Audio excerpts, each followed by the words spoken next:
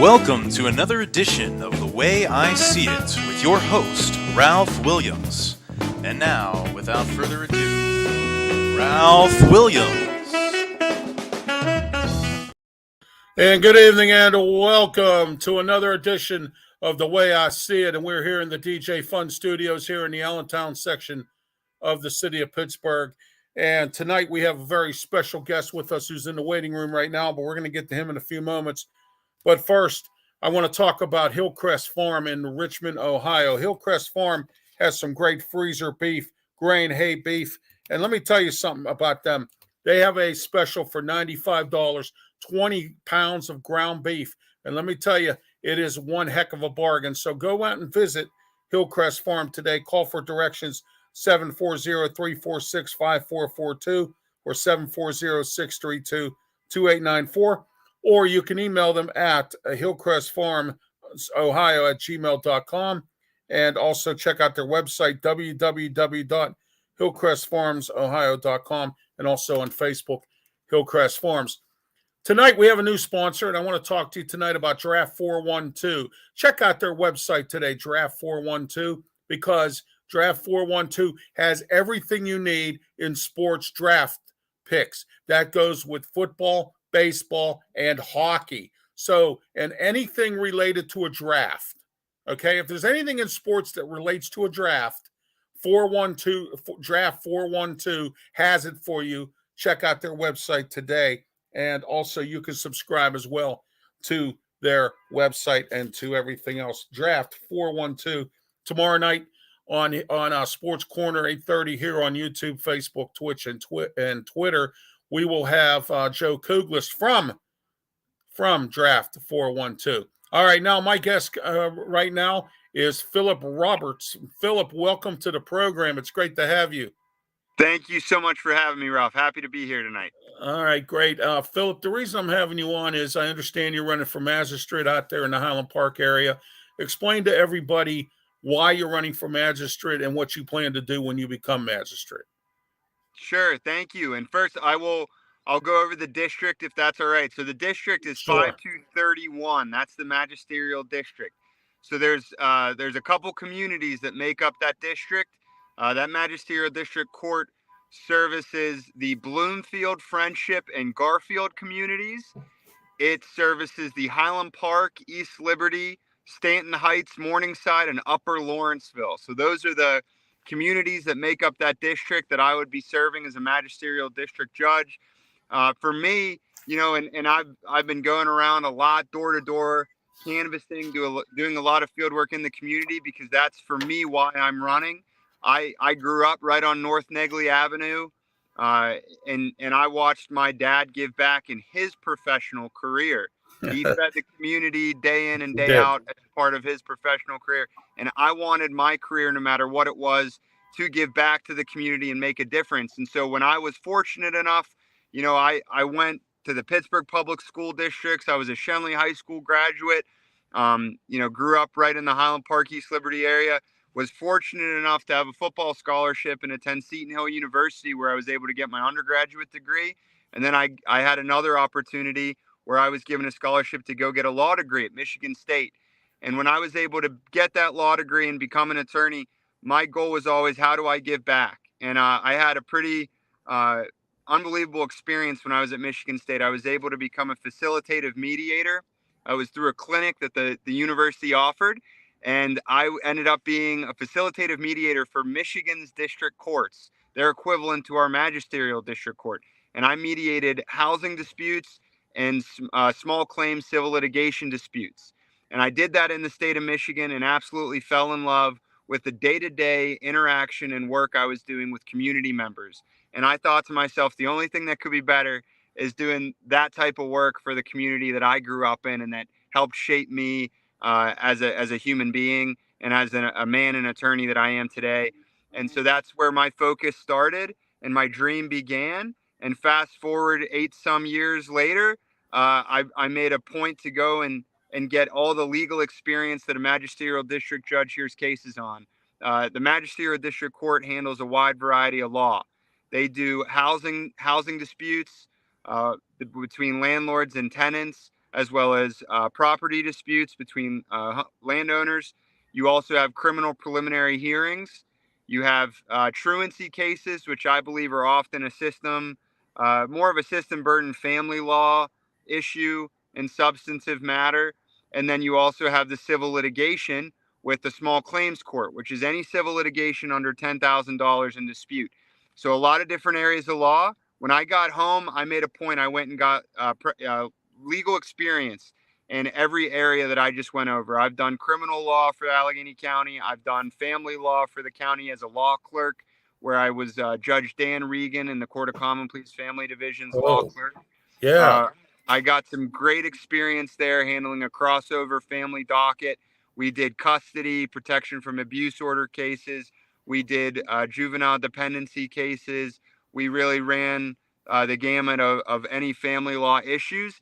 And he also really instilled in me a wonderful opportunity where he allowed me to do judicial conciliations with part of his adult custody docket. And I actually got a taste of judicial experience from being a law clerk under Judge Dan Regan. It was an unbelievable opportunity for me in my career. I've also done civil litigation work, both at a private law. It seems like we lost Philip's connection here, and we'll try to get him back.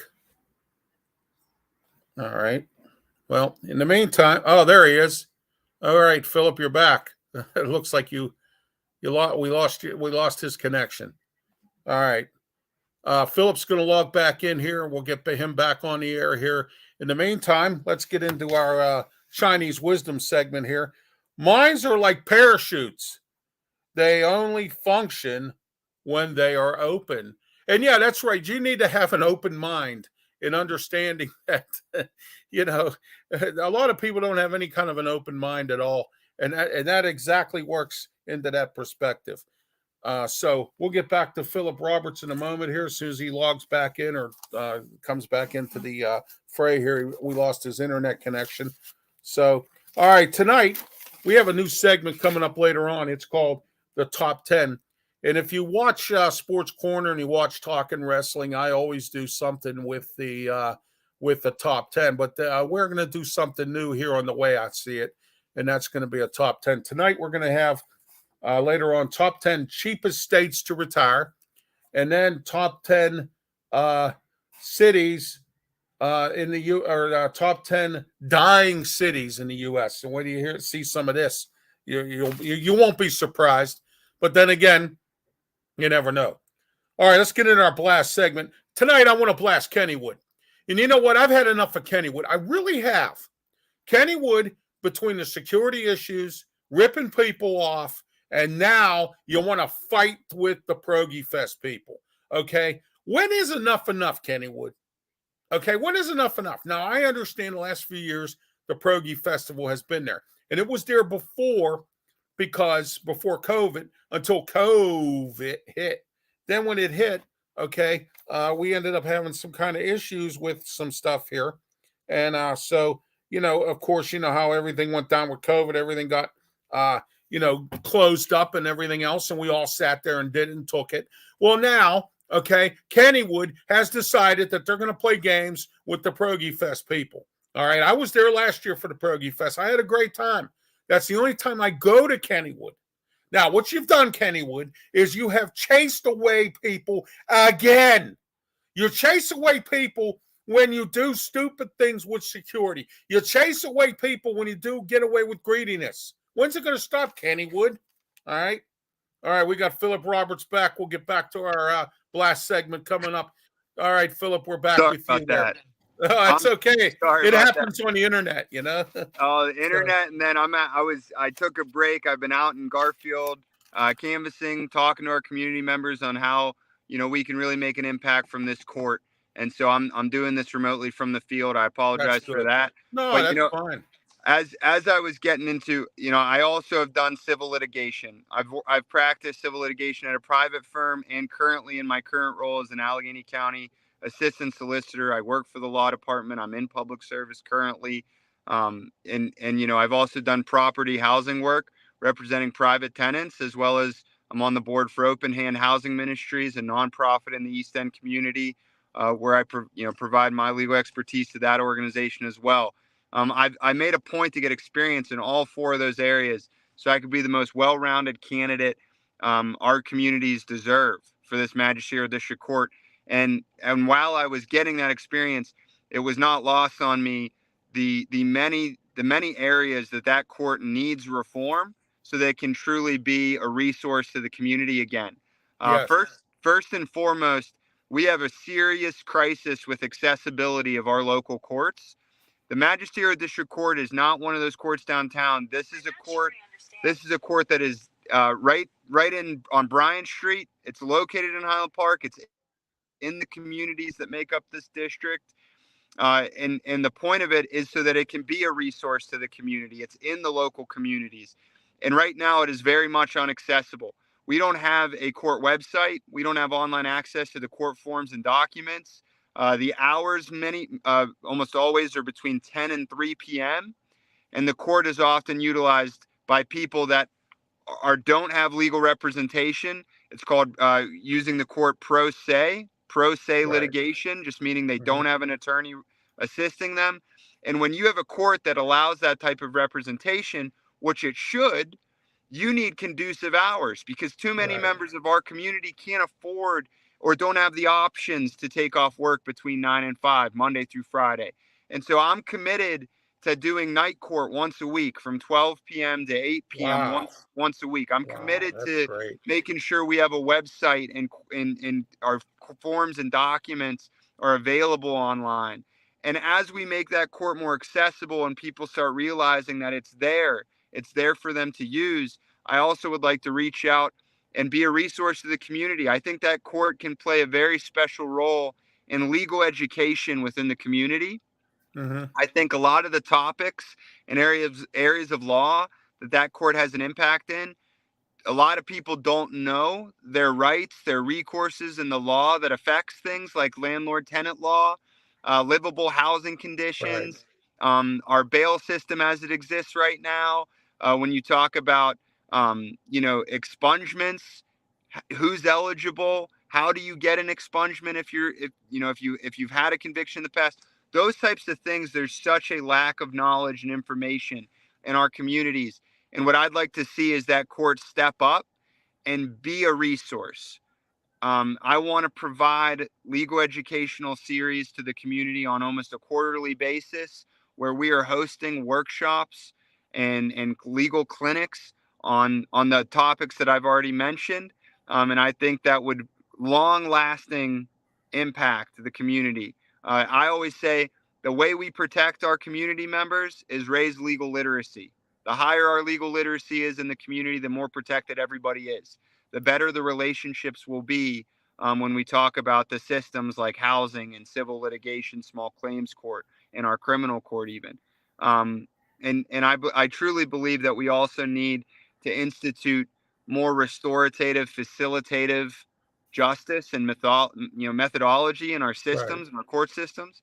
I think we need to make sure we are putting an emphasis on things like mediation in our court systems, because too many times we try to put people in an adversarial court system that doesn't allow them to actually feel heard or feel like they are able to have a hand in the resolution process. That often leads to band-aid results that aren't really addressing the issues, and court intervention is going to be needed time and time again. When you see court intervention in the future, when you see that go down, that's when you see, processes like facilitative mediation, conciliations where you're allowing the parties to be heard, to open those channels of communication. That's when you really see healing start to take place in some of these disputes and these conflicts that take up so much of our emotional and relational stress. And the only way we really start to bring that down is when you allow communication and you're operating a process that allows someone to be heard, validated, and understood. Philip, let me ask you this question. I know you're talking about having hours from 9 to 5 all the time and everything else. You have to work downtown at city court. I know the magistrates take turns. How are you going to be able to work that? Yes. So right now, that's actually another reform that I'm working on getting through if I'm elected. The Okay. magisterial district court, as it exists right now, in the city of Pittsburgh, we send every preliminary hearing Okay. downtown to the Right. municipal court. That is a disservice to the city of Pittsburgh residents. That is, yes. It is a mess It is. down I there. agree with you on that, Philip. I really do, because I've gone down there to that court, and that judge that's down, or that magistrate that's always down there, always has 800 cases, and he always ends up postponing them or moving them Yep. on and things like that. I've been there. I know. Yep. My wife got assaulted here in our building. I've had packages stolen here. I've had to go down numerous times for different things. And it takes 6 years to get something done because it has to be done down there. And I've seen the overload and the backlog, and it's just it's unacceptable. You're absolutely right. There's too long a dockets. It is too hectic. It's not organized. You've got one judge that serves on the rotation throughout the day. It's not set up for giving the attention and the details to an individual case that parties deserve. And when I mean everybody involved in the case, like you're saying. You're talking about witnesses, victims of criminal activity. Yes. You're talking about law enforcement. You're talking about alleged defendants at that stage. Everybody is getting a disservice to them because the cases aren't getting expeditiously taken care of. And it is also, they're not getting the proper attention a lot of the time because they're trying to move through a docket that has just become almost, it's almost just too large of a docket to appropriately take care of some of these cases. And so that's why, I've seen that firsthand myself. And what I want to do is we need to commit. And it's interesting, we only do this within the city of Pittsburgh. If you look outside of the city limits in Allegheny County, the magisterial district judges in the suburbs outside the city, they hear their preliminary criminal hearings in their community courts. Yes, they do. Yeah, I agree with you on that. Yes. And there is no reason why in the city of Pittsburgh we shouldn't be having the nonviolent criminal misdemeanor hearings. Right. They should be done at our local community courts. Why are we creating this extra hurdle and inconvenience on everybody involved? When you talk about people from our communities, we're putting that extra hurdle and inconvenience in front of the victims of the crimes, the alleged defendants of the criminal activity, the law enforcement. Everybody's having the inconvenience of having to go downtown when we should be doing those hearings at the community court, because what that also does is that ensures that the magisterial district judge that we as community members and neighbors are trusting and electing is going to be the one hearing those cases. And I think that's important. It's an elected position, and whoever we elect, whether it's me or not, that's who we are trusting and saying we want them to be hearing these cases. And I think by moving those cases to the community court, not only logistically is it going to serve and benefit the community so that less criminal defendants, because a lot of the nonviolent criminal misdemeanors, we're serving those defendants, those alleged defendants, via summons. So it's their responsibility to get downtown. And a lot of times they can't get downtown. Correct. Yes, they exactly. cannot get downtown. And then they're late for court or something like that. And then, so yeah, I understand what you're saying. Yeah. And what happens a lot of times is then we have these continuances, possibly failure to appear proceedings, and then sometimes even failure to appear warrants, where we're then wasting resources, and we're sometimes even logging individuals in the Allegheny County Jail because they couldn't get downtown and they failed to appear, where most of that wouldn't happen if we move those cases to the community court. Not to mention, yourself or someone else that's a witness or victim of these crimes, I'm sure they would much rather prefer appearing at their local community court where the parking is more accessible to them. Yes. It's not $20 to get in the lot. You don't have to drive downtown. The transportation system in the city is not great. So public transportation sometimes is hard Yes. to get Yeah. downtown. Hey, There's a million logistical reasons to move them down yeah, back to the community. I'm the president of the Allegheny County Transit Council, Philip, and I agree with you on this about transit. I mean, I understand full-heartedly what you're saying. And you know what's interesting is I'd rather go to my magistrate here in Carrick, Richard King, rather than go downtown and deal with what I've had to deal with. And I agree with you Absolutely. 100% that needs to happen. Absolutely. And I'm glad you want to make a change on that. You have a couple other candidates here. One's Casey Mullen. He was endorsed by the Allegheny County the Democratic Committee, and Kate Lovelace. What's your thoughts on your opponents? Yeah, it's a good field. What I do appreciate is you've got a field of attorneys. Right. So to that extent, there's qualifications there. And I think we've got a lot of great people with good hearts that are trying to serve this community, and I can appreciate that. Because at my core, that's why I'm doing this. I want to serve my community and give back. The two things that I say, that I think really differentiate me as a candidate from the rest of the field, and I'll take them one at a time. The first one, for me is this isn't a political opportunity for me, right? And this isn't a political stepping stone. And too many times, I think, especially for these magisterial district courts, we're seeing individuals run for these positions because it's a political entry point, or it's often used as a political stepping stone for a higher political position. Maybe someone wants to run for common pleas or state rep. Yes, or they want to move up in the world, but they want to stay in politics. Yep, yeah, and that happens. That happens a lot, and I understand that. And I don't knock anybody that has higher goals, but at the same time, I think our community deserves, and it's about time we had somebody that this is their goal. I don't want to, I'm not here to run for state rep or to do 6 years and in the middle of my term run for court of common pleas. Right.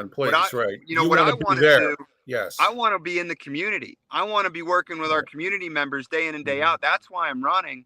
And I'm committed to serving the community. For as long as the community will back me and have me, I will serve the community in this role, because the magisterial district judge position, that's my dream job right now. And your father definitely, no, I mean to interrupt, your father definitely served the community for 18 years. And for you to be doing the same thing that he's doing is great. I admire you for that. And I'm glad, because I used to live in Bloomfield. I used to live in Garfield, and I understand about the Magistrate District out there. You moved on. The office has moved to Bryant Street now, right? It used to be down on or Morningside Avenue or something like that. Wasn't it? Correct. So the Magisterial District Court was by the Rite Aid in Morningside. Right. And it moved in 2020 to Bryant Street. That's where the office is. That's where I would have my office. That's where the court would be. Same building. It's right near the Bryant Street Market or Park Bruges. Oh, I know where that is. Yes. Right on Bryant. And the second, I do like to get this out there because I think it's important. Go ahead. And I think community members need to know. I think it's important that we build, some awareness on this subject. The other thing that I think differentiates me from all other candidates in this race is that I took a pledge. I'm not taking any financial contributions from Pennsylvania attorneys, Pennsylvania law firms, or property management groups. And I think that is incredibly important when our Pennsylvania legislature has failed this state and has allowed financial contributions from those three groups of people that are the ones that go in front of judges day in and day out. Right. It's just a blatant conflict of interest. It's the appearance of corruption. Oh, we lost Philip again. Oh, there he is. Okay, go ahead, Philip. Go ahead. Yeah, I can hear you now. You need to unmute yourself. I can't hear you. Up. All right, we lost Philip Roberts again, but that was Philip Roberts, and he's running for Magistrate District in the East End area around Highland Park, Morningside, Garfield, those areas like that. He's running in, in district court, and he has some really good ideas. I like Philip. I think he's going to be a great magistrate judge. And I believe that Philip is going to straighten up and fix up that office over in that area, because the last guy that was in there, I found out some information about him, that he was involved in some kind of a group that was against landlords. And I understand from some people, some friends of mine, that are landlords that couldn't get anything accomplished with Mick Pappas because he was a guy that was involved in an organization of tenants who were against landlords. So he was always favoring the tenants a lot against landlords. And I know, Philip, you'll be fair. And I know you know, from what you're telling, and I know you as a person, you will be fair. And I know you will be, due to the limit of the law. And I understand that, and I'm so happy that you're running for magistrate in the area there, because it needs to be fixed. Yeah, thank you. I appreciate you having me. I'm sorry for the No problem, Philip. I understand. It's great to have you on here as well. You can come on anytime you want. Thanks. Thank you. Please support Philip Roberts.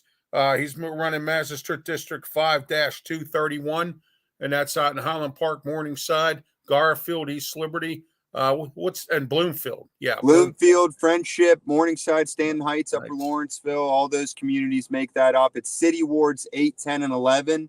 And again, just proud to be able to make a pledge of not taking those financial contributions. I think it's important that we make sure that there's no appearance of corruption and bias in that court. I've seen as a practicing attorney, I've seen it too often at all levels, common pleas, magisterial districts. Attorneys don't have any problem walking into a courtroom sometimes and saying, "Oh, Your Honor, it's so great we could support you." Well, that's good. That's great. Yeah. And I don't think that's acceptable. I mean, we can't allow the appearance of corruption and bias in these courtrooms. And, that's one of the things I'm offering these communities. If I have the opportunity to be elected, I'm not taking any financial contributions. So there will be no doubt that court is fair. It is just, it's compassionate. And it also is, making sure that we, have accountability as communities. And that's what we should be asking of our court system. It should be fairness. It should be integrity, and it should be compassionate understanding, and it should be accountability. Yes, and it should be making sure, and I heard what you had mentioned, making sure that we're, starting everyone at a level playing field when we talk about credibility. Yes. And you let the facts determine the legal outcomes. That's what being a judge is about. It's about, giving everyone an equal starting point and making sure that you are an unbiased fact finder and you apply those facts to the law that we have. If you can be compassionate and help the community members, you do that. But at the same time, you follow the law. Right. Philip, thank you for being on the program tonight. I really appreciate it, and I hope you win. And fortunately for me, I don't live in your area at this time, so but I do hope you win. And please go out and vote for Philip. He's a great guy, and he will call things down the middle, in fairness. And he's also, a good practicing lawyer, and he has a lot of great ideas. Thank you, Philip, for being on the program. Say hello to your father for me. I appreciate it. Thank you so much. I'll do that. And if anybody wants to find out some more information, just go to Roberts, the number 4, magistrate.com. We've got more information there and ways for people to volunteer and get involved if you'd like. And no matter what, just remember to go out and make sure you exercise your right to vote on May 16th. No matter where you're going to vote, whether it's me or not, go out and exercise your right and participate in democracy. Absolutely. Philip, have a great one. Thank you for being on the show. God bless you and have a good one. Say hello to your father. Thank you.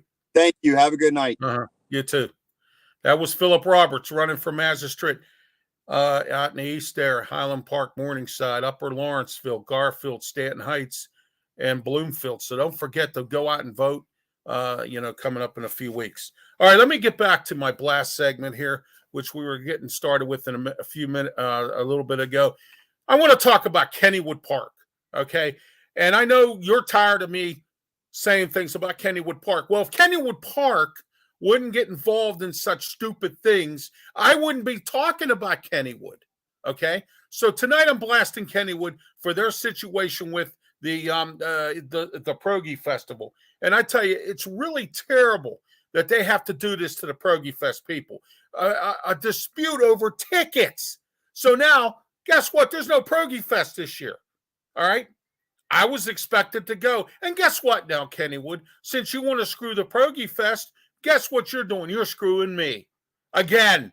All right. I got screwed because I'm a handicap and I got to pay a full price fare to get in that I don't even ride.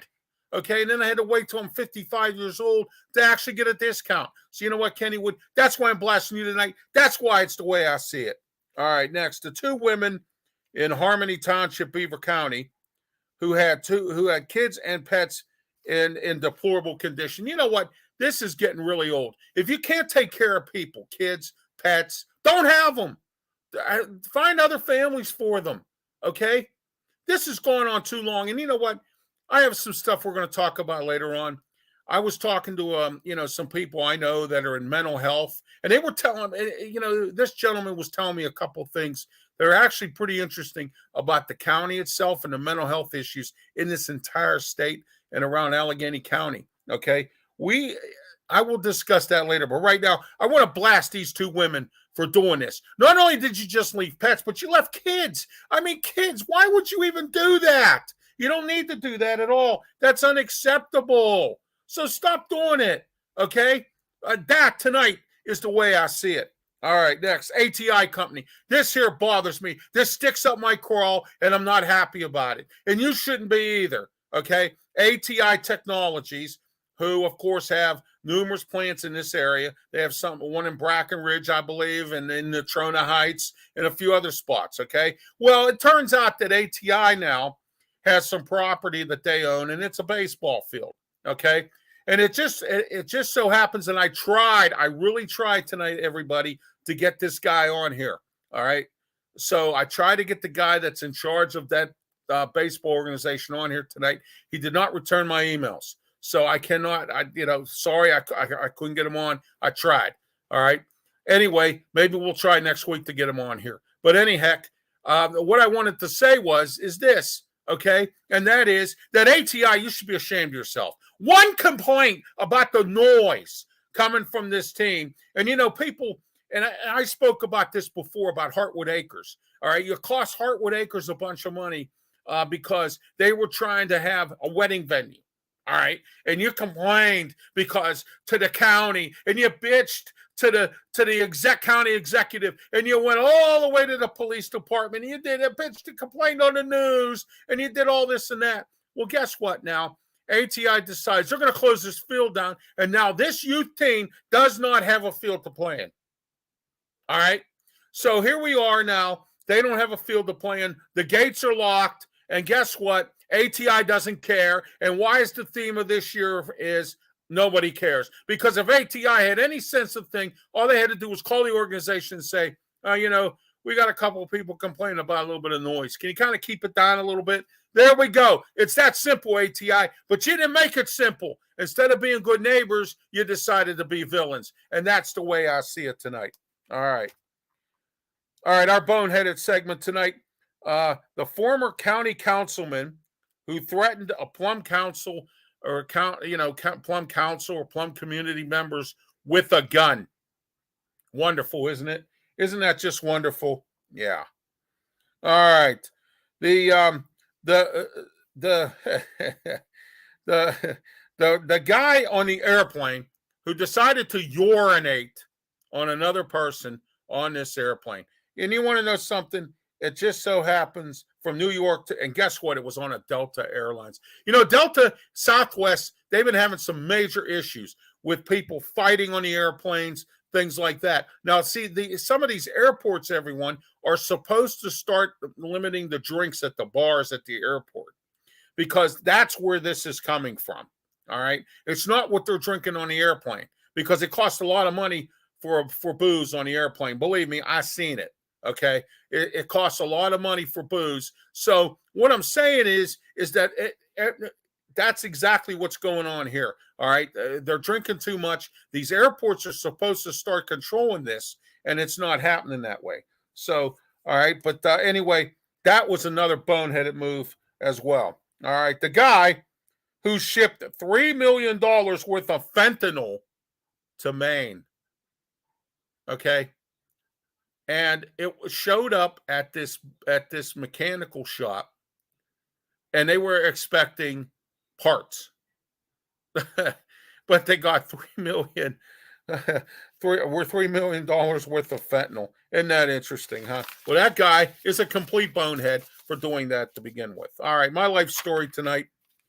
A few things this week that were pretty interesting.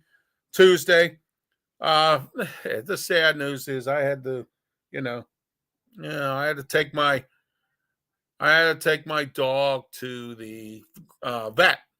He had to get his teeth removed, and it's unfortunate that it happened that way. But he's well now, and he's back to his old self, and things are working out with him. And it's great to see that he's back and recovered. And I said some prayers for him, and a lot of people said some prayers for him, and it was great. And it's good to see him back in the fold and back up and peppy and his usual self.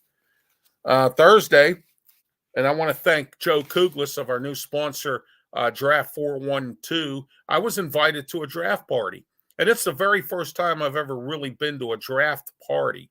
I worked draft party celebration at Heinz Field. The Steelers, they have an introductory party in the concourse area, and I guess it's for season holders and things like that.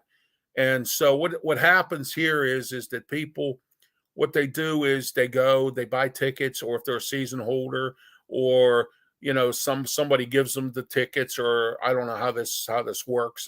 But I was working security at the time, and it was the draft where Devin Bush was drafted, which was 2018. I worked out there. I got to meet Devin Bush. I got to meet Deontay Dropson.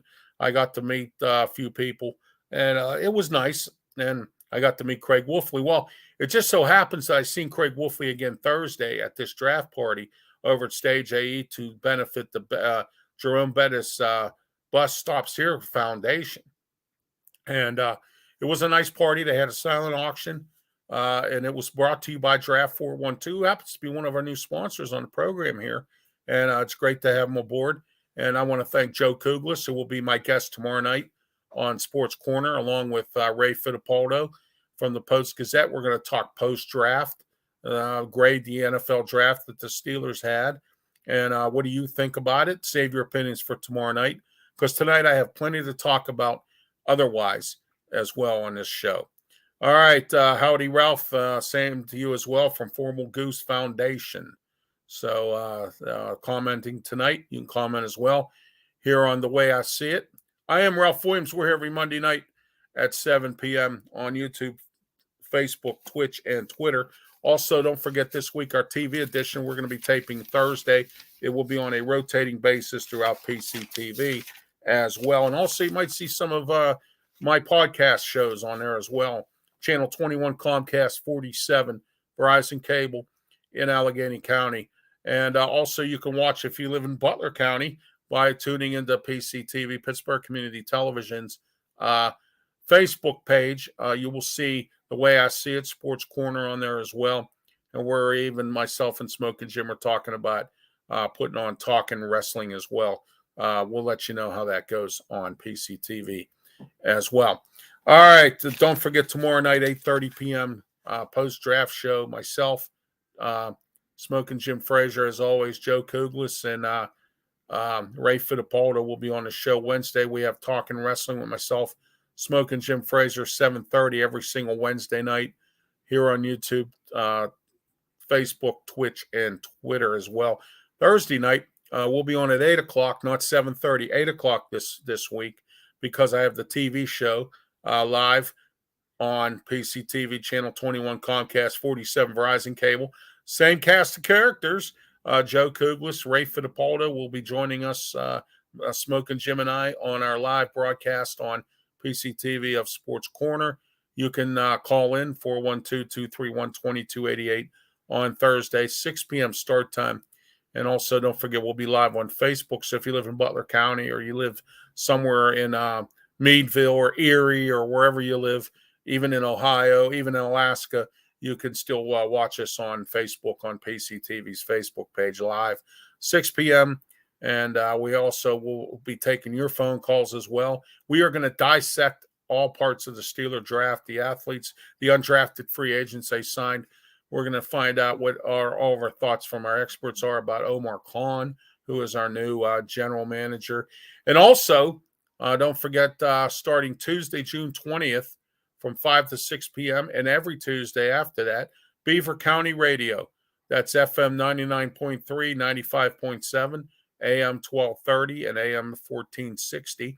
Sports Corner with myself and Smoking Jim Frazier starts June 20th on the Beaver County Radio, and that's going to be great. I can't wait. Our first show, we're going to have the men from the Boxing Authorities. Claudio Rosano will join me in studio, and we're going to have Luther Dupree and Smoking Jim Frazier, of course, my co-host.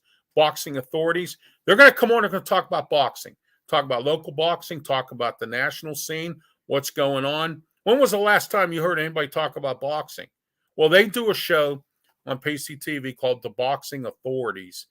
Check it out as well. Check out the local listings on your cable subscriber, because it's on a rotating basis throughout the week.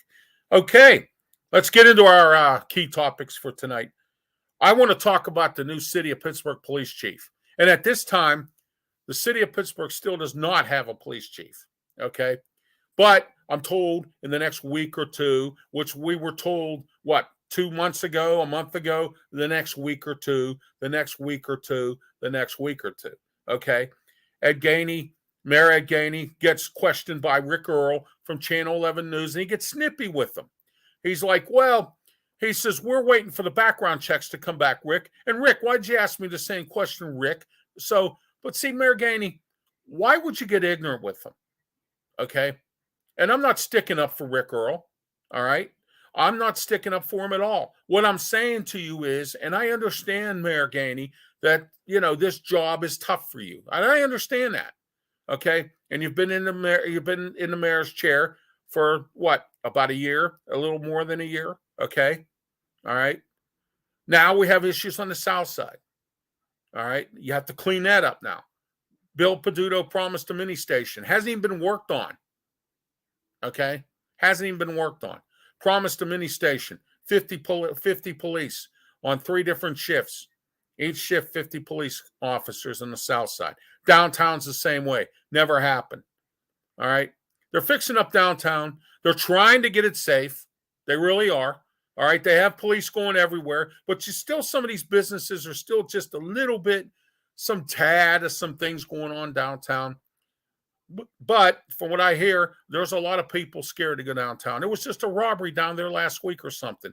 Somebody was doing something else. A homeless guy was doing. It's always something downtown Pittsburgh. And I understand it's downtown. Those things happen. But it shouldn't happen like that all the time. All right.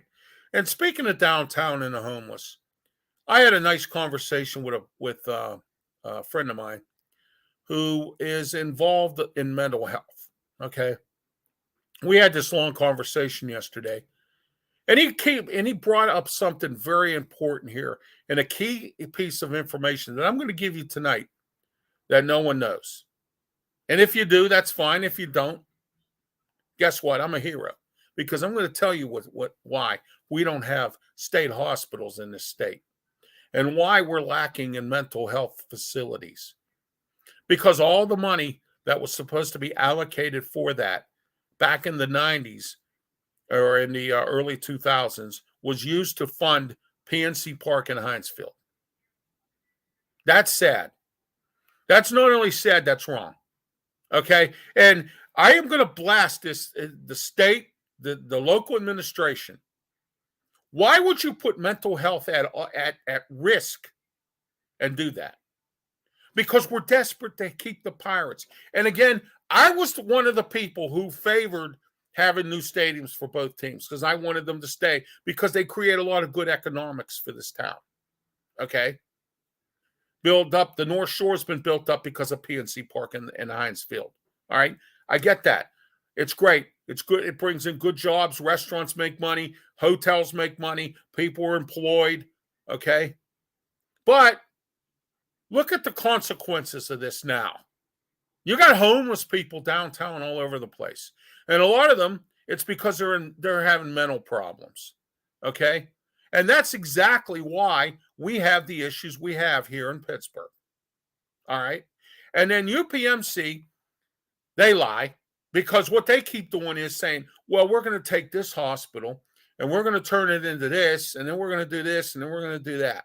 They were supposed to take McKeesport Hospital when they built the Monroeville Hospital. They were supposed to take the McKeesport Hospital and make that the overflow for Western Psych. Braddock Hospital, which they tore down for some strange reason, okay, all right, was supposed to be that before they tore it down. UPMC decided not to do it.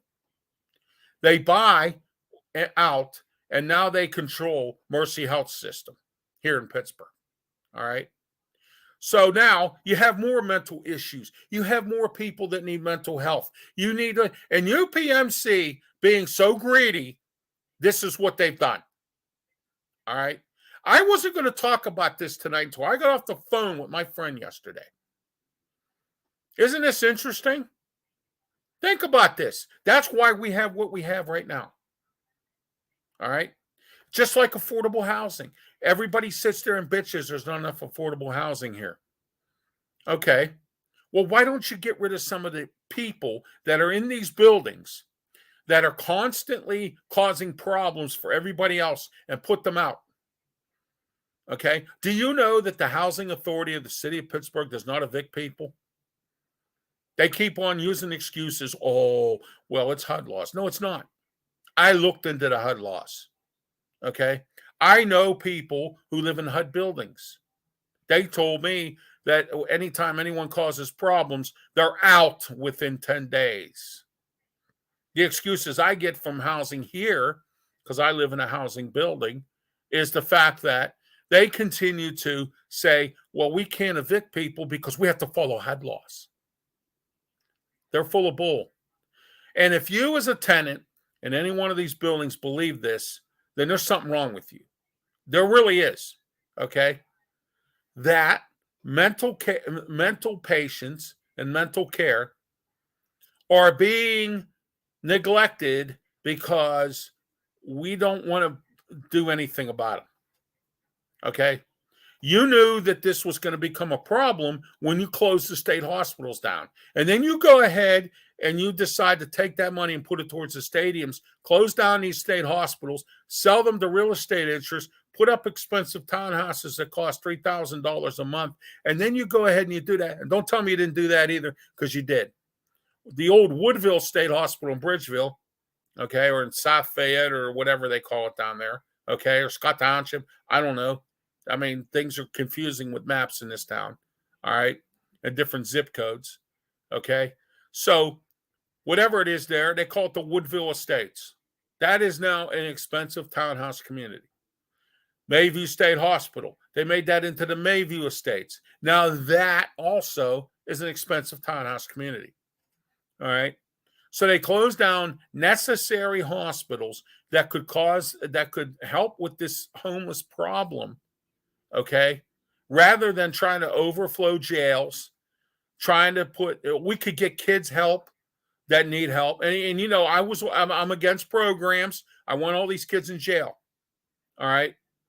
And you've heard my stance on this many times on many of my many of my shows here. And I will keep repeating it. They should all be in jail. Rich Fitzgerald, our county executive, he's on his way out. He doesn't care. Okay? So you think about that one time when you go to the voting box. Think about that. And we're going to talk about voting later, because last week I brought up a little bit when I had Bethany Hallam on here last week. And I want to thank everyone for all the views. I had more views for that show for this week than I've had ever. The views that I got, the amount of views that I got would take me 4 months to get on a show. But I got them for this week. Thank you, and I hope it continues. I'm working on putting The Way I See It on the radio as well. Right now, Sports Corner will be going on starting in June 20th on Beaver County Radio. I'm working on putting The Way I See It on radio as well. Okay? Because I want everyone in Pittsburgh and the surrounding area to listen to the truth here on the way I see it with Ralph Williams, because the reason why is because not only do I speak the truth, I speak it like it is. Okay, you got guys that are on the radio right now that don't speak like it is. All right, they sit there, they talk about all this, they talk about all that. They don't get into true issues. They don't say anything about anybody because they're afraid. Okay, all right. I'm not afraid at all. And there are people out there that want to hear this. They don't want to hear that other stuff. Okay. So you take that, what I said before about the mental situation. This is why we have issues with mental health in Pittsburgh and in the surrounding area and throughout the state of Pennsylvania, because there's not enough state hospitals out there. They closed them all down. They took all that money and they put it into helping the stadiums out. Okay. In both cities, not just Pittsburgh, but in Philly. All right. Although Pittsburgh did build theirs before Philly did. Okay. That I will say. All right.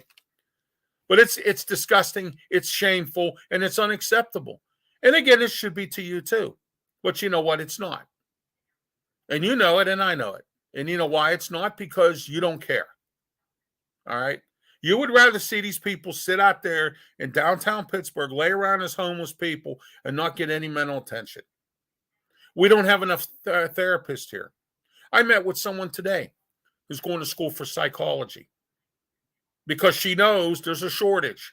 Her soon-to-be husband is going to school to become a teacher. Why? Because we don't have enough teachers. Okay, why? Because people like the Pittsburgh Board of Education do not know how to make our schools secure enough. And that's not just all of it. It's the fact that these school districts don't pay these teachers enough money. That is as well. All right. You have the private schools like Propel. You have the Catholic schools. You have all these, and Pittsburgh public schools, who, in my opinion, being the fact that this is hard for me to swallow that this school district in the city of Pittsburgh is still the largest school district in the entire county. I find that hard to believe, but it's true. Okay.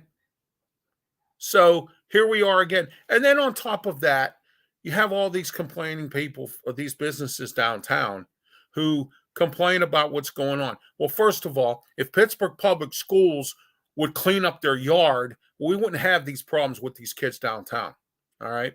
How many years? And I remember years and years and years as we go, not just because of COVID. All right. I'm talking about many, many years. The Pittsburgh public school system screwed up on transportation. Okay. I mean, I'm talking really messed it up. Okay. So what had happened was they couldn't find school bus carriers to do, to transport the kids. And then some of the ones that they did have were real pieces of work, by the way. So to offset that, to get the kids to school, they would buy free bus passes from the Port Authority, okay, which is now called PRT, Pittsburgh Regional Transit, all right? So what I'm saying to you is this, all right? Part of the problem lies there too, okay? You think about this, all right? If these kids would not have to go through downtown to get home from school, and they were able to get on a school bus and be able to provide appropriate transportation for them, they wouldn't be downtown causing problems.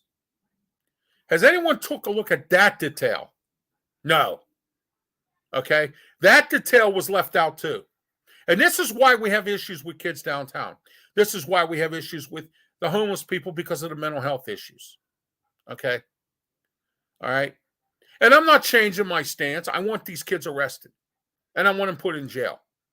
And I want these parents, the court system, I want the state legislatures, I want the local governments to start hauling these parents to the carpet and start putting them accountable for their own kids. Start putting them in jail if they can't take care of their kids properly. Put them in jail, fine them, do something, because I'm going to tell you what, it's going to get worse. And I blame the parents for this as well. There's plenty of blame to go around. It's not just there. That's what it is. Okay? All right. Allegheny Health System and UPMC have removed mask requirements. All right.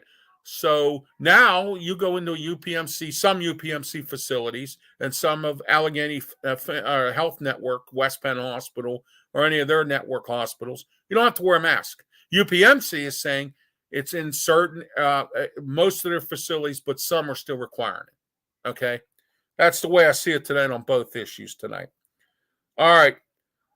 All right. The boroughs dismantling volunteer fire departments. Why?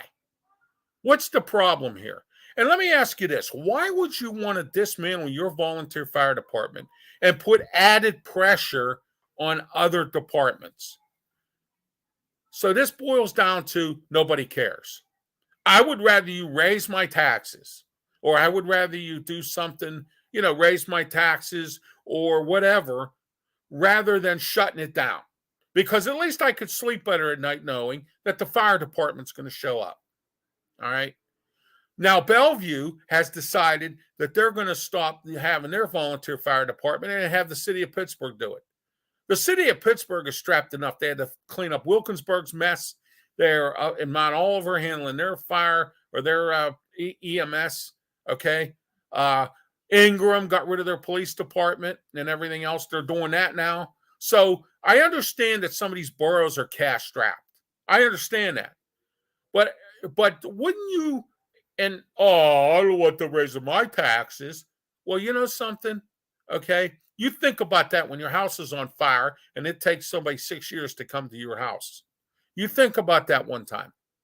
Okay. You think about that one time when you get shot and you can't get the police there on time because they're overwhelmed because that borough refused to have police. Okay. That is what I'm trying to explain to everybody here, to all of you here tonight. All right. It is just unbelievable that this is where we are right now with these boroughs. And then merging police departments is a good idea because not only you get the maximum satisfaction out of this. Okay, that's great. How about Bellevue maybe merging with Avalon? Or how about Avalon and Bellevue merging together and having one fire department? They're close by. No, you want the city of Pittsburgh, and they're already strained with emergency services and everything to handle your borough. I don't know why this is continuing to happen. It happened in McKees Rocks, okay? And now they have to have the Preston Fire Department come all the way over, and Preston has their own issues. You understand? I mean, Preston's not a big place. Preston's a small little community, okay? I understand that. But let's say they're way over the other side of town in McKees Rocks, because McKees Rocks is split up to Stowe Township, Kennedy, Preston, and then, and so on and so forth. So what I'm saying to you is that let's say the Preston Fire Department's way over in McKees Rock, and a fire happens in Preston. What are they going to do? Do you catch what I mean? So you want to get rid of all these fire departments. Good luck. And I understand it's tough because you have volunteer. You can't get volunteers. Kids don't want to work these days. The younger generation doesn't want to do anything. I'm wrong. Some people do. There are some good younger generation people that are well respected and well done taking care of at home. Okay? But the majority of our young generation today does not want to work. All right? They don't want to do anything. So what makes you think they're going to volunteer to shovel snow? Or, when I was a child, I went out and I shoveled snow. I went out and I delivered newspapers. I went out and I did anything I could to make $1. Some people went out and had lemonade stands. Now you have a lemonade stand and you got somebody complaining they're on the sidewalk and the city will come and give you a citation. Okay? So that's where we are with young people. That's where we are with fire departments, that the volunteer fire departments now are going bye-byes in some of these boroughs. All right? Because, I know you don't want to pay more money for taxes, but you don't want to be safe. No. You're worried more about your pocketbook than you are being safe. And that's sad. Safety should be your number one priority, and that's the way I see it tonight. Next, we're going to talk about malls. They did a nice story today that I read about the Mills Mall. And you and I have had major discussions about the Mills Mall in this program. Okay? All right? They've lied to everybody ever since they've been open. And that's one of the reasons why they went down the toilet. Another reason is because the internet age. Another reason everybody's buying online. Okay, nobody goes to the brick and mortar stores and runs around the malls anymore. Although South Hills Village, Monroeville, and Ross Park Mall make a ton of money. Okay, they don't have those problems. They don't have vacant storefronts. Okay, Robinson Mall's the same way. All right, but nobody went to Century 3 anymore because of the waterfront. We had this discussion last week a little bit. Okay, but I want to go in depth a little bit more. And the reason I say this is because when the mills first opened, they lied to everybody. They said, oh, we're going to have this NASCAR track here. Never happened. Okay. Lucky Strike Bowling was gone in less than a year. All right. They promoted it as some big thing. Now, I know some people who live out in the Alakiski Valley area. They told me that how do you put up an expensive mall in a poorest area?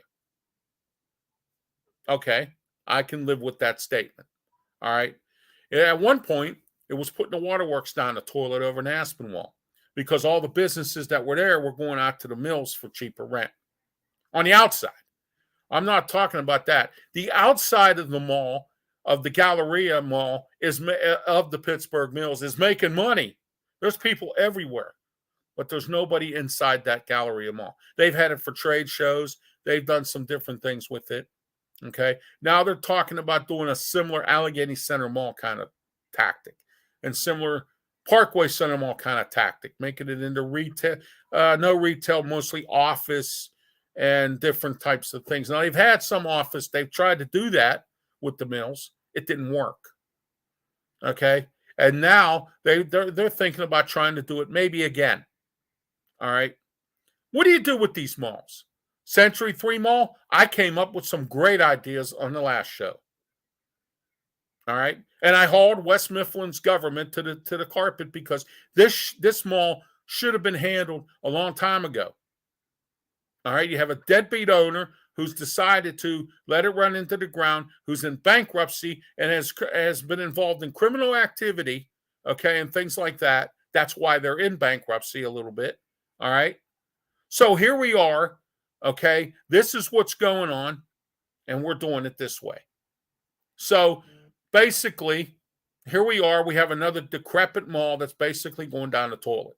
The Galleria at Pittsburgh Mills. The indoor part of the mall, the outdoor works really well, but the indoor, forget it. All right, there's nothing there. So what do you do with these places?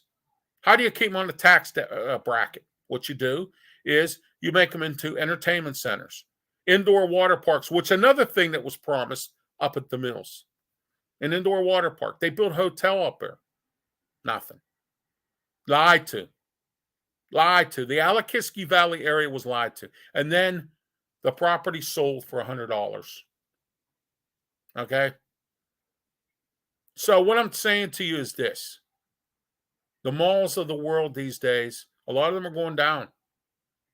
They're not like they used to be anymore. And what they need to do is start turning them into entertainment complexes. Maybe indoor amphitheaters where you can go see a show and you don't have to drive 200 miles out to Star Lake. And we're not going to sit here tonight. I don't have that kind of time to sit here tonight and talk about Star Lake. You want to drive to Star Lake, that's your business. I'm handicapped. It's difficult for me to go there. I have to go 2 miles on my scooter anyway just to get to the gate. Then another 2 miles to get to the area where I'm seated. Then it's going to cost me, I have to take out a loan to park my vehicle. Well, actually, handicapped people park for free. At least they did. I haven't been there in a while. Okay?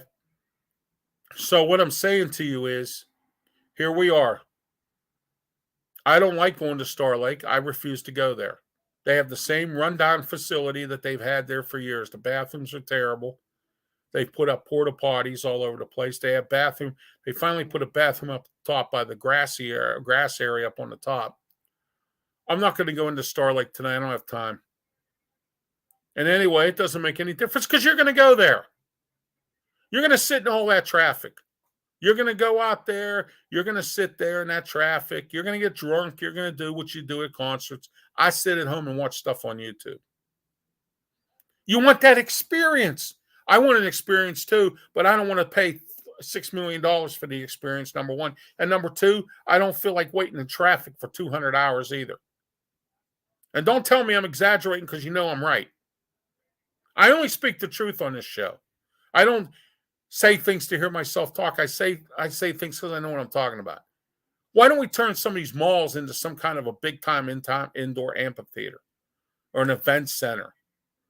You know how many events are out there that don't have a place to go? Do you know how many artists would come into this city if they knew they didn't have to pay the high price to go to PPG Paints Arena, and we could go somewhere like at Century 3 Mall that could maybe seat 10 or 11,000 people and put people in there? Do you catch what I'm saying? Turn them into indoor water parks. Turn them into entertainment facilities for families. Why? Use the property for something. Don't let it sit there and then try to figure out what you're going to do at the last minute. That's what's going on here with the Mills and Century 3. All right? You want the Mills to succeed? Listen to what I'm telling you. All right? Turn it into an entertainment complex, an indoor water park like you promised. Turn it into an indoor miniature golf course or a bowling facility or something. Bowling is starting to get popular yet again. Okay? When I start my sports radio show back up, we're going to have my friend, local bowler Bill Canada, come on. He's a local PBA bowler. Bowling is back up and moving again. And it's better now, more now than it was before COVID hit. All right? So what I'm saying to you is, why not? And this is another idea of having things for kids to do and also creating jobs. All right? What are you going to do? Have businesses in there like doctors' facilities and what do they call them? Dialysis clinics like you have in some of these other ones. Change it into a computer or into a technology center like you did Allegheny Center. Okay? Yeah, you could do that. That's the plan for the Mills. Okay? What the plan is for Century 3, I have no idea. All right? That's the way I see it tonight. Voting candidates. You know, last week I spoke a little bit about how the Allegheny County Democratic Committee has a hold on these candidates. And everybody goes to the polls and they go, well, I'm going to vote for this guy because he's with the Allegheny County Democratic Committee. Okay, well, how about what has this guy done? Nothing. What is this guy going to do down the road? Nothing. Or this woman or whomever's running. What are they going to do? Nothing. But you're going to continue. And I'm not saying who they endorse is bad. I'm not saying that at all. What I'm saying to you is do not go to the polls just because a candidate was put. And earlier we had Philip Roberts on, who's running for magistrate. All right. And the one guy he's running against is endorsed by the Allegheny County Democratic Committee. So you'll get all these people in Pittsburgh, in town here, that'll run, oh, I'm going to go vote for him because he says that. Okay? You know, I learned when I was little, when I used to say, well, Ronnie did this. And my mom and my grandparents would say, well, if Ronnie told you to jump off a bridge, you're going to jump. Or the teacher would say that to us. Okay? And the problem right now is nobody cares. You don't care about who you put in there for politicians. You don't care that an honest guy who is trying to fix things up in his magistrate district, Philip Roberts, you won't vote for him because you know why? He's not endorsed by the Allegheny County Democratic Committee. All right? I might run for politics. What? You're not going to vote for me? But I have some nice ideas on how to fix things. But you don't want things fixed. You want to listen to what they have to say. What I'm telling you, and I said this last week, I'll say it again, and I'm going to say it all the way up to the election, and I'm going to try to have another candidate on next week. Okay? What I'm telling you is this, and it's not hard, it's easy, actually. And that is, don't vote because they tell you. Look at what the candidate is standing for. Look what the candidate is about. Quit voting in the same people over and over again who do nothing. You vote for the same people in Pittsburgh City Council who do nothing. That's why our city is the way it is. Wouldn't you agree? No. You wouldn't agree with me. Oh, I'm wrong. Yeah, no, I'm not wrong. Let me ask you this. What has Bobby Wilson done for the North Side? Nothing. All I hear him say is, oh, we need programs. Oh, we need programs. Well, have you done anything? No. Okay. And I will say, and I will congratulate Allegheny County or Pittsburgh City Councilman Anthony Coghill, because this week he hauled Lee Schmidt to the carpet, who happens to be our public safety director here in Pittsburgh for the city of Pittsburgh. Okay. And what has happened is he has gone ahead and was hauled to the carpet because we have police vehicles now that are so old they can't get parts for them. And they have to take parts off of other vehicles that go out of service and they can't get the parts. Why is this happening? You see, this is what I'm talking about. All right. This is exactly what I'm saying. Anthony Coghill has done his job as a city council person. Bruce Krause, on the other hand, I've never personally had a problem with Bruce Krause, but he only worries about the South Side, and there's other communities that need worried about. Okay? And I don't want to talk about it because I've made some suggestions for up here. Nothing has happened. All right? I've gone to city council and spoke, and nothing has happened. I think it's time for a revolt. And what I mean by that is it's time for everybody to vote out their city council person and put somebody else in, whoever does run. Nobody's running against any of these people. And some of the same people are running against these people that didn't get elected the first time, and they're trying again. All right? It's all about money. It's all about the endorsement. It's all about this and that with politics. Why don't you put in a guy who might have some really good ideas? Okay? A guy like Philip Roberts, a guy, some other people, a woman like Bethany Howland who actually has some good ideas. Why don't you do that? No. We put the same people back in. Have they done anything? No. And speaking to my friend, he happens to live in the Hill District. You know what he said? He went to Robert Lavelle's office about something. And Robert Lavelle never returned his phone call. I've heard people many times about Ricky Burgess, and I thought I was the only victim of this. Never returned anyone's phone calls or emails from his constituents. I'm glad he's stepping down after this term,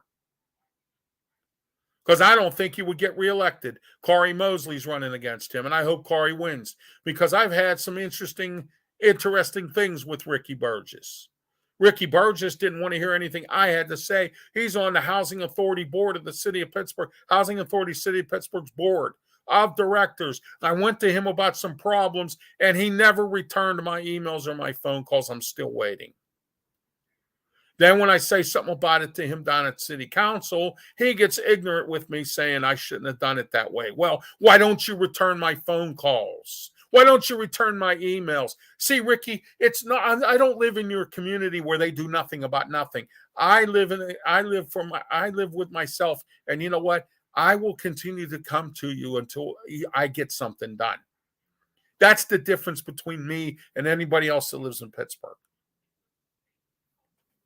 It's the way I see it tonight. Next, we talked earlier, and I blasted Kennywood. They ought to be ashamed of themselves. I don't understand Kennywood here with this. You're going to fight with a group who holds an event at your park, okay, that brings business to your park, brings people like me who don't want to pay for your $40 or $50 or $100 to go to your park, and I don't ride. I go there for shows. I go there because I'm handicapped. I'm in a wheelchair. I can't really ride, okay? It does me no benefit. I play games, eat food, watch some shows, enjoy myself. I stroll around the park and have a blast, my wife and I. All right? I go home with 100 stuffed animals because I know how to play the games. Okay? It's a fun thing for me, but I'm not willing to take out a loan just for that. You understand what I'm saying?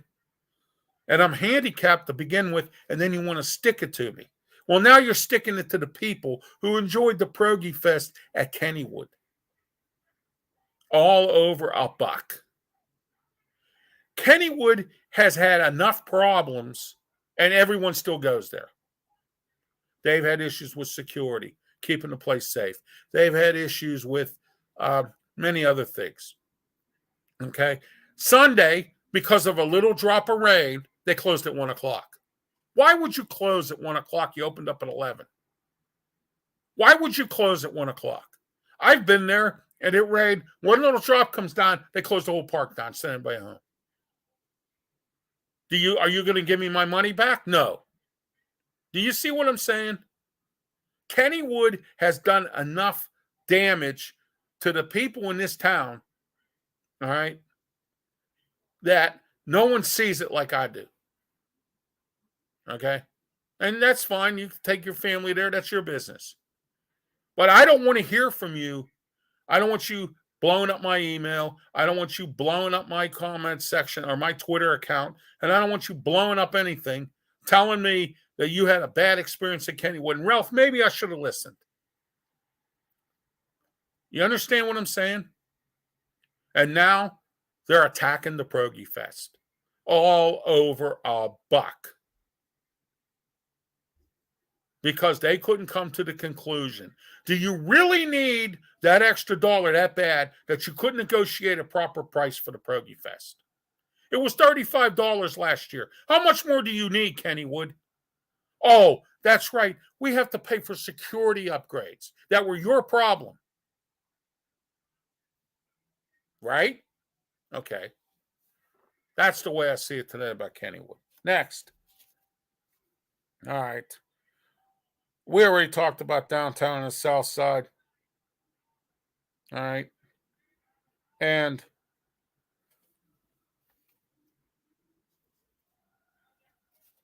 all right, the ATI.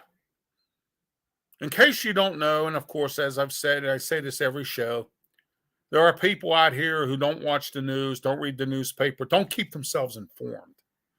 And the excuse that they use is, well, I don't do that because it's negative all the time. No, it's not. Sometimes there's some positive things in the, in the news. Okay. There's some positive things.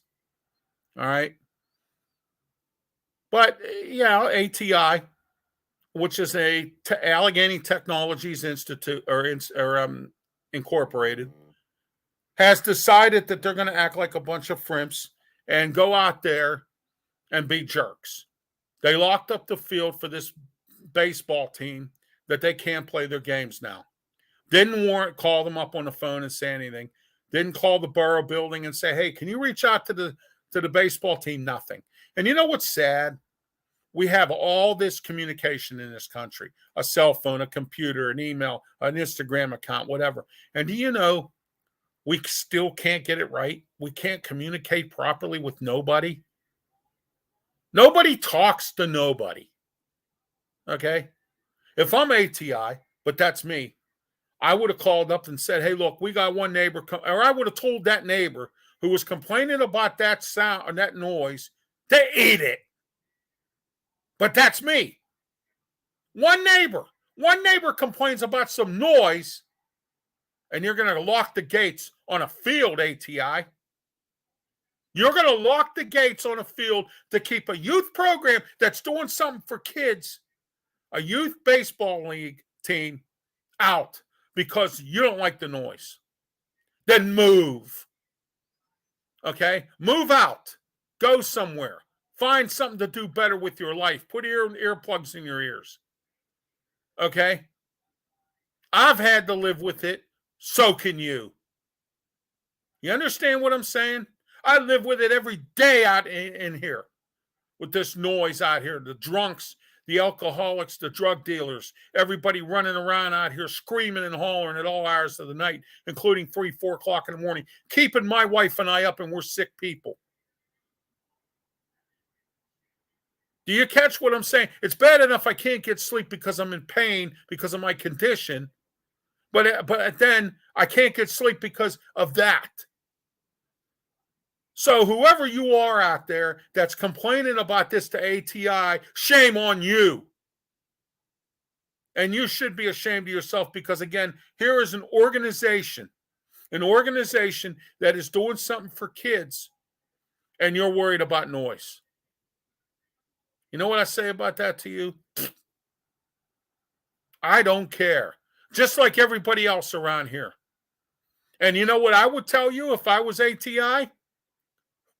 Put some earplugs in your ears. Live with it. I have to, so should you. And that tonight with ATI is the way I see it out in Harrison Township. Locking up a gate for a youth baseball team or football team. Really? Over one person complaining about noise. Is this where we are now? Yes, that's where we are. That's the way I see it. All right. I promised you a new segment tonight. We're going to do that. We have a new segment. It's called Top 10. We're going to go over the top 10 fastest dying cities in the United States. Okay, here's number 10, Mobile, Alabama. Wow. I wouldn't have thought Mobile would be a dying city. Mobile's actually I'm told, a nice area. But who knows? Rockford, Illinois. Okay.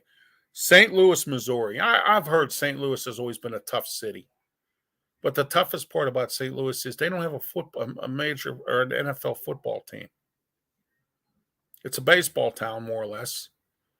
I've never been to St. Louis. I don't know. I hear the crime rate's very high.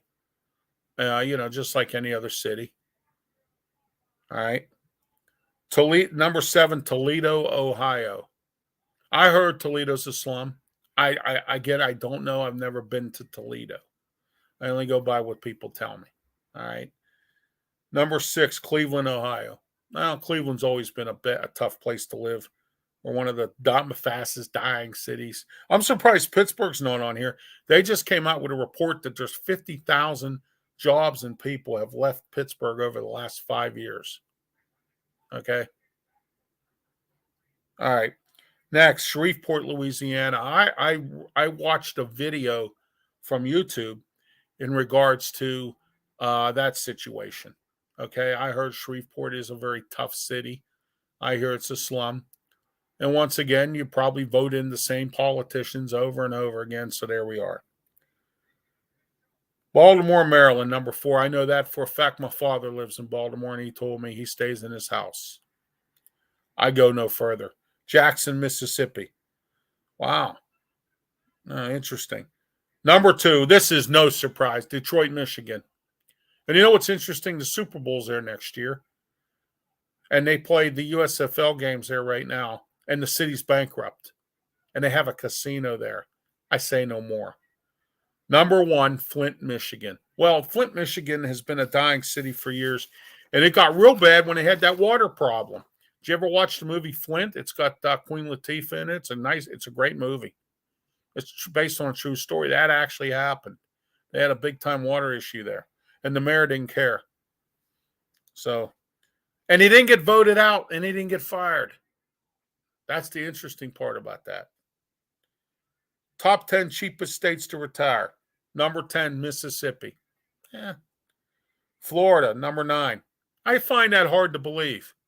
Florida's, there are a lot of elderly people down there, so I guess maybe it's not that bad. Number 8, Arkansas. Yeah, I hear Arkansas is nice. Number 7, Georgia. Georgia's overcrowded. Atlanta's really overcrowded. And number 6, Delaware. Delaware, I hear, is very nice. It's small, nice. Taxes are high. Number 5, Wyoming. I hear Wyoming is nice. I know a guy named Eric Bischoff who was involved in wrestling, lives in Wyoming. Now he has a ranch and a nice little house out in the wilderness. I watched that show Mountain Men, and there's some folks who live in Wyoming that enjoy it there as well. Number 4, South Carolina. That I know is a fact. I know some people from here who have moved to Charleston. I know some people from here who have moved to Raleigh, to Charlotte, North Carolina. North and South are very nice places to live and very inexpensive. I've been to Raleigh. I know what it is. Number 3, West Virginia. Yeah, West Virginia is pretty nice. Some spots. Number 2, Tennessee. Tennessee, there's another one. Here's the one that's really, if Mobile, Alabama is one of the cities that's decaying, then why is Alabama number 1 cheapest state to retire?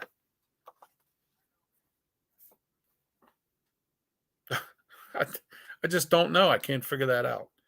All right. Some quick topics to talk about. Sheetz and some other places on Wednesday of this week are giving out free donuts because you know why? It's Donut Day in the United States, National Donut Day. So everybody will go out and get a sugar donut and another sugar donut and another sugar donut, and then they'll end up being diabetic. You know, well, maybe I'm jealous because that I am. All right. But anyway, that's the way I see it tonight. Next, Burgatory was rated best hamburger in Pennsylvania by Reader's Digest. I've never had a Burgatory burger. I'm told it's very expensive there, though. I heard the burgers are good. I'll make my own burgers. All right. Next, Governor Shapiro passes a bill involving insurance to cover breast cancer screenings and treatment. That's a nice thing to pass something on, which is great. All right. Next, Jerry Springer passes away this week. Yeah, it's really sad. Also, local Dick Rote passed away this week too. And the interesting thing is, he died the same day as Jerry Springer, and Jerry Springer got more attention than Dick Rote, of course. Jerry Springer, we all know about him and his shows. Recently, it was canceled. I think about a year or two ago. Judge Jerry. I think it lasted, 3 seasons maybe, if not that. I know my mom watched it. She says he needs to stick to what he was doing. Yeah, that's true. Okay. I know he was trying to do something different and reinvent himself, but it didn't work. People like that who do things like that, they try to reinvent themselves, and sometimes it's hard to do. Jerry, it was hard to do. All right. Dick Rote, on the other hand, one of the best sports figures in this town. He was a basketball commentator, played basketball, very good basketball player and baseball player, played for the Pirates in the World Series.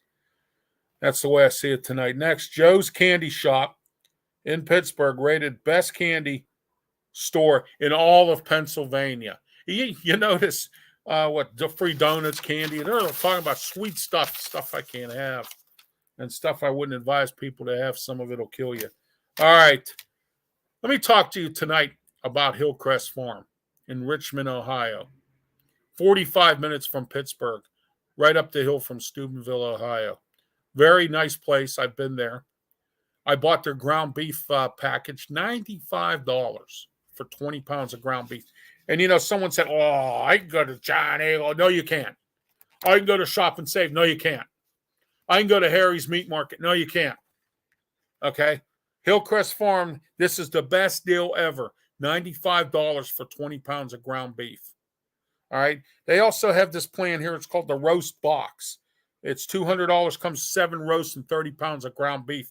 Then they have the variety box, $195.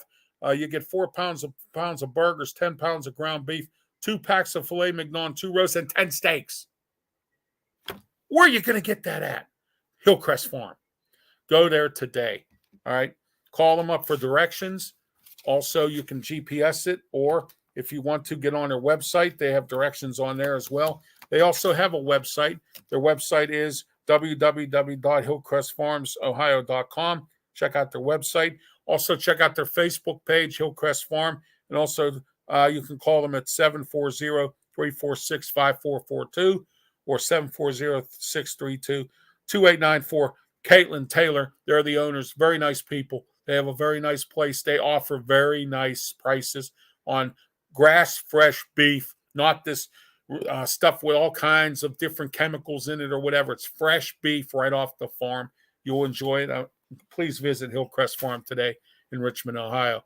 Also, I want to talk about our new sponsor, Draft 412. Check out their website, draft412.com. What Draft 412 is invented to do is it is to tell you about the different drafts. It gives you all kinds of details about the different drafts, the NFL draft, the boxing draft, the NBA draft, anything in sports that involves a draft. Draft 412 is on top of it. Tomorrow night, 8:30 p.m., Sports Corner. We're doing a post-draft show tomorrow. I have Ray Fittipaldo from the Post-Gazette coming on. I have, who will join Smoking Jim and I also, is Joe Kuglis, who happens to be one of the owners of the Draft 412. They had a kickoff launch show or a launch party with the draft at Stage AE as part of the Jerome Bettis Bus Stops Here Foundation. I had the privilege of being at the party on Thursday, and it was a great party. It was a great launch, and this is going to be a great thing. So visit 412 Draft, or Draft 412, I'm sorry. Draft 412 is the website. Get online and get to it today and visit it. Anything you want to know about any of these drafts, these guys have it on Draft 412. Also, don't forget, coming up June 20th, put it on your calendar. Call your friend, call your cousin, call somebody. Get them to listen in. You can listen in on the Beaver County Radio app. We'll be live on Beaver County Radio's Facebook page. And Tuesday, June 20th, 5 p.m. to 6 p.m., and it will be every Tuesday after that, Sports Corner with myself and Smokin' Jim Frazier.